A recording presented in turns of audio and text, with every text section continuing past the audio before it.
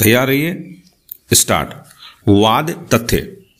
अपीलार्थी गण को भारतीय दंड संहिता की धारा 307 सपटित धारा 148 के अंतर्गत दोष सिद्ध एवं दंडित किया गया था।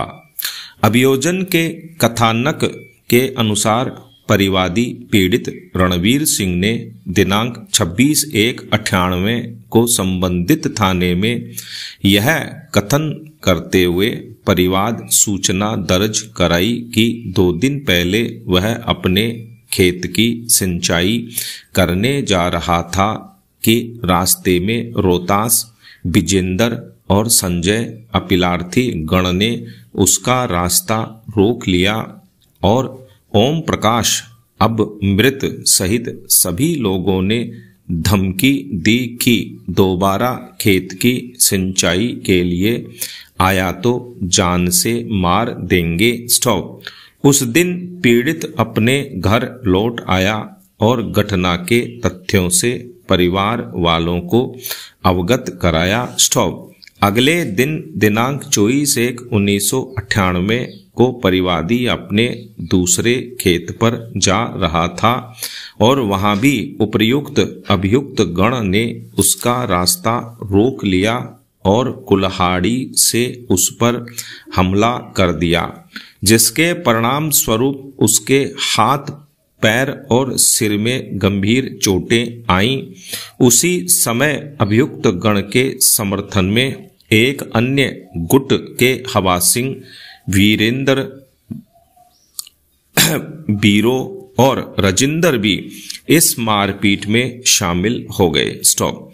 परिवादी की चीख पुकार सुनकर परिवादी के भाई बलवान, जो बगल के खेत में सिंचाई कर रहा था, घटना स्थल पर दौड़कर आया, जिसने उसे हॉस्पिटल सोनीपत पहुंचाया। स्टॉप।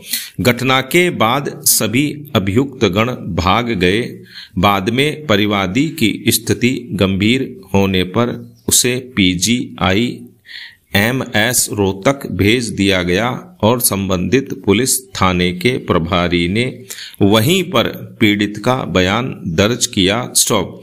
तदनुसार भारतीय दंड संहिता की धारा 307, 323, 325, 506, 148 और 149 के अंतर्गत प्रथम सूचना रिपोर्ट दर्ज की गई। स्टॉप।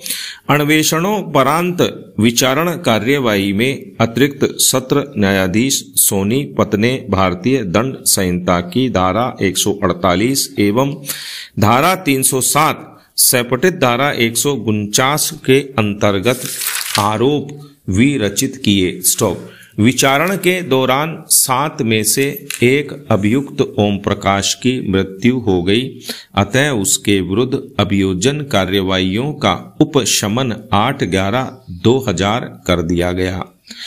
विचारणोपरांत सत्र न्यायाधीश ने आरोपित अपराधों में सभी अभियुक्त गण को दोषसिद्ध एवं भारतीय दंड संहिता की धारा 307, 149 के अंतर्गत 7 वर्ष का कठोर कारावास एवं धारा 148 के अंतर्गत 1 वर्ष कारावास के दंड से दंडित किया तथा दोनों दंड साथ साथ चलने का निर्देश दिया।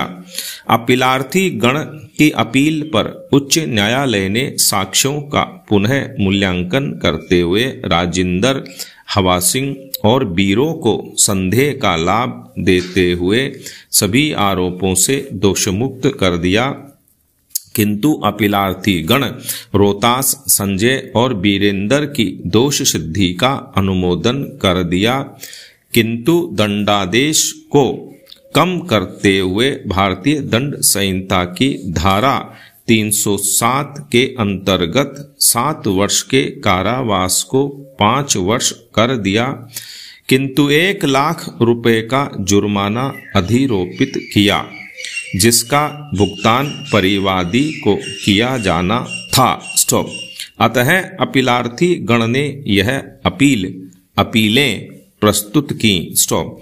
पक्षों के तर्कों को सुनने के बाद उच्चतम न्यायालय की पूर्ण पीठ ने विचार और निर्धारण के लिए निम्न प्रश्न विरचित किए। पैरा 1। क्या भारतीय दंड संहिता की धारा 149 की सहायता से विरचित किसी आरोप को भारतीय दंड संहिता की धारा 39 के अंतर्गत परिवर्तित किया जा सकता है? पैरा 2।